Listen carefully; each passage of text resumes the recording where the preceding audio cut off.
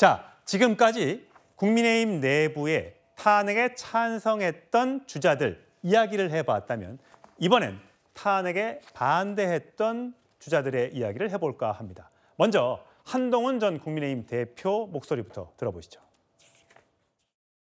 검찰의 일은 국민을 범죄로부터 보호하는 것이고 할 일을 제대로 하는 검찰을 두려워할 사람은 오직 범죄자뿐입니다. 국민을 바라보고 할 일을 제대로 합시다. 9회 말 투아웃에 투 스트라이크이면 원하는 공 들어오지 않아도 스트라이크인지 볼인지 애매해도 후회 없이 휘둘러야 한다고 생각합니다. 국민의 상식과 국민의 생각이라는 나침반을 가지고 앞장서려고 합니다. 저는 당론으로서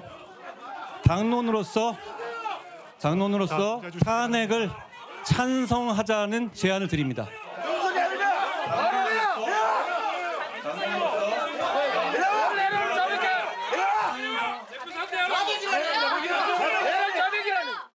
우리 국민의힘은 12월 3일 밤 당대표와 의원들이 국민과 함께 제일 먼저 앞장서서 우리 당이 배출한 대통령이 한 불법 계엄을 막아냈습니다. 저는 그것이 진짜 보수의 정신이라고 생각합니다. 예, 조기현 부위원장. 지금 한동훈 전 대표는 그래도 국민의힘 내부에서는 가장 선명하게 탄핵에 찬성했던 인물로 꼽힙니다. 다만 당원들 사이에서 또 대부분의 당의 주리를 차지하고 있는 친윤계 의원들의 공격을 받고 있는데 바로 배신자 프레임입니다. 이거를 극복하기가 어떨 걸로 보세요? 쉽지 않겠죠. 비상계엄 해제에 동참하고 탄핵에 찬성한 입장이 한동훈 정치 인생에 있어서는 굉장한 정치적 자산이 될 가능성이 높습니다. 그건 길게 봤을 때고요. 지금 당장 임박한 조기 대선에서는 이 배신자 프레임을 걷기가 힘들 겁니다. 그러려고 하면 사실 뭐 일관된 입장을 유지하면서 사실 중도 확장 부분을 고려했어야 되는데 약간 또 모호한 입장을 취하기도 해서 도대체 한동훈은 이 입장이 실제 입장이 뭐냐에 대한 문제 제기를 계속 받고 있는 상황에서 지지층으로부터는 배신자라는 비판을 받고 있기 때문에요. 그렇게 턴하기는 쉽지 않을 거고 이제 지지층 내에서 배신자 프레임이 하나가 있다면 또 하나 또 넘어야 될 산은 이 검찰 정권의 실패 그리고 그 검찰 정권 윤석열 대통령의 황태자 한동훈의 이미지는 그대로 또 남아 있습니다. 지금 부각이 되지 않을 뿐이고 실제 대선 본선에서는 그런 이미지 그러니까 또 검사가 대통령을 하겠다고 이 부분에 대한 문제 제기를 하는 국민들이 많으실 겁니다. 여기에서 중도층, 중도 확장의 벽에도 부딪힐 가능성이 있어서 글쎄요, 한동훈 대표 같은 경우에 적극적으로 대선 행보에 나설 것으로 보이는데 지지층의 어떤 배신자 프레임을 넘어야 되고 또 검찰 정권의 황태자, 실패한 검찰 정권의 황태자라는 이 부분을 중도층에게 얼마나 설득력 있게 할 수 있을까? 이 두 가지 난제를 극복할 수 있을지가 관건일 것 같습니다. 황정혜 대변인. 어제 헌법재판소 결정문을 보면은요, 8대 0으로서 대통령을 파면 결정하기는 했습니다만 결정문 내용에 민주당의 전횡, 줄탄핵이라든지 예산안 삭감, 그리고 단독으로 법안 처리하는 것들, 이런 민주당의 전횡으로부터 대통령이 어떤 막중한 책임감을 느꼈을 것이다라는 내용이 있거든요. 그럼에도 불구하고 비상계엄이라는 수단을 선택하지 말고 민주주의의 원칙에 입각해서 해결했어야 됐다라는 내용이 있는데 이 내용이 이번 조기 대선 과정에 있어서 민주당에 대한 책임 이런 것들도 분명히 드러날 수가 있는 것이지만 한동훈 대표에게도 저는 똑같이 들어갈 수 있다고 생각합니다. 대통령은 막중한 책임감을 가지고 있었는데 그때 당대표가 한동훈 전 대표였었거든요. 그러면 한동훈 대표가 당대표로서 야당과의 관계를 제대로 설정하지 못했기 때문에 결과적으로 대통령이 비상계엄이라는 수단을 선택한 것이 아니냐 이런 형태로 말하자면은 대통령 측과 가까운 후보들로부터 공격을 당할 수가 있는데 그런 부분에 있어서도 한동훈 대표가 본인의 입장을 어떻게 정리할 것인지 그것도 지켜봐야 될 것으로 보입니다. 예, 이동학 씨. 네. 어쨌든 지금 찬성파, 탄핵 찬성파의 안철수, 유승민, 한동훈, 탄핵 반대파의 홍준표, 김문수, 오세훈 서울시장은 처음에 탄핵에 찬성하는 것처럼 했다가 중간에 조금 마음을 바꾸기도 해서 지금 현재는 어떤 입장인지는 모르겠습니다만 어제 파면 결정에 대한 입장은 내지 않고 있어요. 자, 이 양쪽 갈래에서 국민의힘은 어떤 후보를 선택할 걸로 예상하십니까? 참 어렵습니다. 왜냐하면 일단 기본적인 전제는 헌법을 과연 계속해서 준수할 거냐, 다음에 다시는 계엄을 하지 않겠다라는 선언이 필요하잖아요. 그래야 국민들이 신뢰를 할 거 아닙니까? 그런 면에서 봤을 때는 탄핵 찬성파 쪽으로 그나마 마음이 모일 텐데 지지층들은 그렇게 보지 않을 거 아닙니까? 그래서 저는 이 국민의힘 경선 자체가 무슨 국가의 비전을 논의하고 지금 나라 경제도 완전 엉망이 됐고 미국과의 상호관세 문제도 지금 대응 자체를 하지 못해서 그냥 공백인 상태입니다.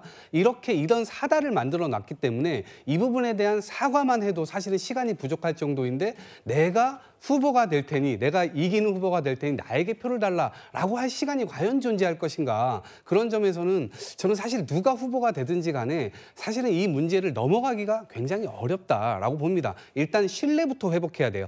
헌정 질서를 우리들도 지키겠습니다라는 신뢰를 주지 못하면 사실은 이번 대선 치러보나 마나합니다. 예, 정혁진 변호사님, 민주당 쪽에서는 좀 비관적으로 국민의힘 후보들에 대해서 평가를 하는데 정 변호사님이 보시기에는 어떠세요? 과연 당내에 있는 이 사람들도 혹시 왜, 물론 김문수 장관은 당내에 있다고 볼 수는 없습니다만 지금 한덕수 총리를 출마시켜야 된다는 또 의견도 있고요. 또 손학규 전 대표는 보니까 외부에서 또 데리고 와야 된다. 이런 또 시각도 있는 모양이에요. 어떤 게 국민의힘 입장에서는 네네. 이번 대선에서 그래도 이재명 대표와 한번 겨뤄볼 수 있는 그런 후보가 될까요? 글쎄요. 지지자들 입장에서는요. 절박할 수밖에 없습니다. 왜 절박할 수밖에 없는가? 이거는 이제 박근혜 전 대통령 때 케이스하고는 또 다르단 말이에요. 예. 지금 야당이 몇 석입니까? 190석이란 말이에요. 만약에 정권이 이제 넘어가게 된다라고 하면 그러면은 그 190석 여당을 가진 대통령인데 그 대통령이 이재명 대통령 된다는 거 아니겠습니까? 그러면 이게 어떻게 될 것인가? 대한민국의 체크앤밸런스라고 하는 견제와 균형이 사라질 수도 있다라고 하는 그런 우려가 있을 수밖에 없는 그런 상황이기 때문에 지지자들 입장에서는 굉장히 절박할 겁니다. 예. 그렇기 때문에 지금 탄핵을 찬성했느냐, 탄핵을 반대했느냐, 그다음에 당 내냐, 당 외냐 그런 거 필요 없을 것 같고요. 옛날 등소평이 흥묘백묘론 했던 것처럼 이재명 대표와 가장 잘 상대할 수 있는 사람이라고 하면 탄핵에 찬성했던, 탄핵에 반대했던, 현재 당 내에 있건 당 외에 있건 누구라도 모셔와가지고 그래서 어쨌든 우리나라가 제대로 견제와 균형이 이루어지는 그런 나라가 되도록 할 수밖에 없는 그런 상황이 아닐까 저는 그런 생각이 들고요. 예. 그런데 시간이 많지 않으니까 이런 부분들에 대해서 빨리 결단을 내려야 되지 않나 그런 생각이 듭니다. 예. 사실 국민의힘 내부에서는 초선이긴 합니다만 가장 강력하게 탄핵에 찬성했고 어제 파면 결정 이후에 굉장히 기뻐했던 한 사람이 있습니다. 바로 울산의 지역구를 둔 김상욱 의원인데 대표적 친한계 의원으로 알려져 있는 배현진 국민의힘 의원이 단체 카톡방 대화방에서 이렇게 얘기했답니다. 그래도 국민의힘 소속인데 너무 좋아했던 것 아니냐, 대통령이 파면됐는데 비통함과 무거운 책임감이 먼저였어야 하지 않느냐라고 비판을 했고요. 또 윤상현 의원, 국민의힘 내부에서 이렇게 대통령 파면에 찬성하고 탄핵에 찬성했던 이런 의원들 속가내야 되는 거 아니냐, 이런 배신자들 빼야 되는 것 아니냐라는 지적도 있다라고 얘기하니까 자, 그런 브리핑은 대변인들한테 맡겨라. 이런 또 얘기를 해서 어떻게 보면 양쪽에 대한 다 비판을 했던 것 같아요. 강전희 대변인, 이건 어떤 식으로 해석을 해야 돼요, 우리가? 일단은 국민의힘이 내부적으로 굉장히 혼란한 상황이고요. 어제 의총에서는 지도부에서 거취에 대해서도 이야기를 했지만 그 부분에 대해서는 논의가 되지 않았다고 합니다. 다만 이제 내일 오후에 다시 의총이 있을 것으로 예상이 되는데 여기에서는 조금은 차분하게 앞으로 나아갈 방향에 대해서 이야기를 하게 될 것으로 보입니다. 어제는 당장 이제 탄핵 결정이 나온 다음에 모였었던 것이기 때문에 극단적으로 김기현 의원 같은 경우에는 10년 동안 후보를 내지 말자, 패족이다 이런 식의 표현까지 썼던 것으로 알려지고 있지 않습니까? 이제는 차분하게 앞을 보아야 되는 것이고 특히 조기 대선은 바로 앞으로 코앞으로 닥쳐 있는 상황이기 때문에 똘똘 뭉쳐야 된다. 이러한 이야기를 지금 배현진 의원이 한 것이 아닌가라고 생각합니다. 예, 조금 전에 방송 시작하기 전에 속보 하나 전해졌더라고요. 나경원 국민의힘 의원이 윤석열 대통령을 찾아가서 관저로 찾아가서 만났다고 합니다. 윤 대통령은 어려운 시기에 수고해줘서 고맙다 그러면서 차를 대접했다고 합니다. 배석자 없이 차담을 했다고 합니다. 어제 권영세, 권성동 두 당 지도부가 가서 만났고 오늘은 나경원 의원이 가서 만나서 이야기를 나눴다고 합니다. 이동학 전 최고가 보시기에는 네. 나경원 의원, 그러니까 지금 나경원 의원이 먼저 가서 본 게 아니라 윤 대통령 측에서 먼저 만남을 요청했다고 지금 알려지고 있습니다. 네. 어떻게 해석해야 됩니까? 뭐 저는 두 가지로 예측을 하는데요. 뭐 제가 물론 사실을 알 수는 없지만요. 일단 첫 번째로는 그동안 내 편을 들어줘서 고맙다라는 인사를 하는 것 같고요. 두 번째로는 전 나경원 의원의 이 남편분께서 판사라는 점이 조금 신경이 좀 쓰여요. 예. 구체적으로 뭘 어떻게 했는지는 모르겠으나 예전에도 2020년도에도 사실은 그런 문제 의혹이 있었거든요. 그래서 그런 쪽으로 뭔가 고민이 좀 되지 않나 싶은 생각이 있고요. 나경원 의원의 경우는 기본적으로는 원래 당대표도 굉장히 나오고 싶어 했지만 윤석열 대통령이 그걸 막았잖아요. 그리고 다른 사람을 계속해서 밀었고 그럼에도 불구하고 사실은 지켜보는 국민들 입장에서는 저분은 벨도 없나? 이런 상황을 할 텐데 도대체 왜 저렇게까지 윤석열 대통령의 경도돼가지고 구급파들을 사실상 국민의힘의 주류화된 목소리로 키워주는 것인지 이 부분에 대해서 의문이 좀 있는데 윤석열 대통령의 경우는 결국 그 당에 힘이 있어야만 자신의 형사재판이라든가 앞으로 정치의 어떤 진로에 있어서도 그러한 부분이 굉장히 큰 힘이 될 것이기 때문에 이른바 그런 것에 대한 격려 앞으로도 잘 부탁한다는